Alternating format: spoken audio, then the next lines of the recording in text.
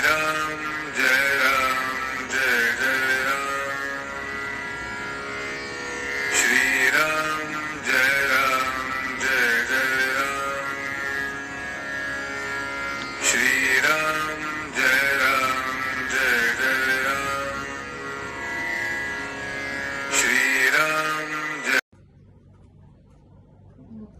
नमस्कार। आज दिनांक 12 मार्च। श्रीराम जय जय राम। प्रपंचात राम करता ही भावना ठेवावी। नमस्कार। आज दिनांक 12 मार्च। श्रीराम जय जय राम। प्रपंचात राम करता ही भावना ठेवावी। परमात्मा आनंदरूप आहे।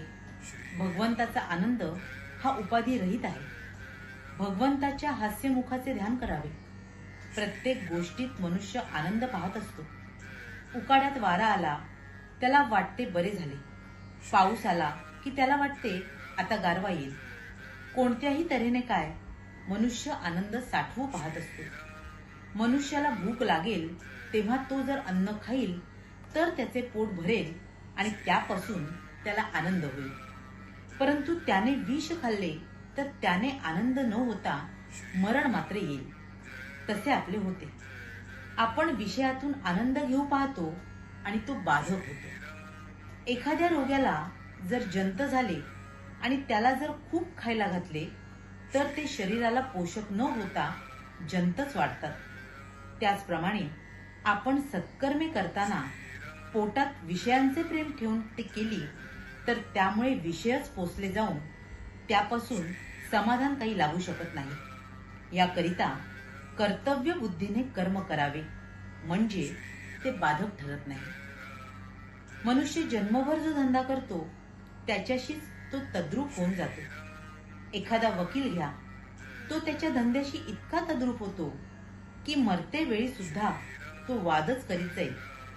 नोकरी करणारा नोकरीशी इतका तद्रूप होतो की स्वप्नात देखील तो स्वतःला नोकर समजूनच राहतो।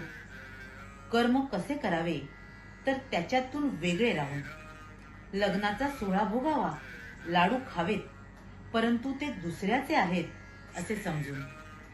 आपल्या मुलीचे किंवा मुलाचे नाहीत असे मानून। नाहीतर व्याह्यांची काळजी लागायची किंवा हुंडा मिळतो की नाही इकडे लक्ष लागायचे। त्यामुळे तापच निर्माण होईल। कर्माशिवाय कोणालाच राहता येत नाही। एखाद्याला शिक्षा द्यायची म्हणून अगदी हलायचे नाही, पापणी हातपाय काहीही हलवता कामा नये असे सांगितले तर ते जसे त्याला शक्य होणार नाही तसे काही ना काहीतरी कर्म हे होणारच। भगवंतांनी अशी काही सांगड घालून दिली आहे की कर्म केल्याशिवाय गत्यंतरच नाही। परंतु ती कर्मे राम करता ही भावना विसरून केली तर बाधक होतात आणि मरणापर्यंत माणूस पुढल्या जन्माची तयारी करीत राहतो। तेव्हा देहाने कर्म करता नाही, करता मी नव्हे हे जाणून कर्म करावे। आपल्याला कर्म केल्याशिवाय करमत नाही, पण आपण फळाची आशा उगीच करीत असतो। आपण फळाची आशा सोडून कर्म करू लागलो की ते कर्म करीत असतानाच समाधान प्राप्त होते। प्रपंचात सर्वांकरिता सर्व करावे, पण मनात मात्र मी रामाचा आहे ही अखंड आठवण ठेवावी म्हणजेच त्याच्या नामात राहावे। श्रीराम जय जय राम।